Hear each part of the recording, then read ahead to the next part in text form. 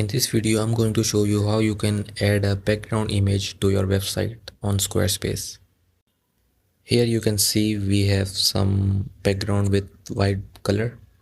So I need to add a background image. So click on edit on the top and then click on the section that I need background image and then click edit section. Here click on background and then click on plus sign. I'm gonna choose from stock photos. I like this photo. I'm gonna add it. It will take some time because it is downloading. So you can see in the preview that a background image has been created and displayed.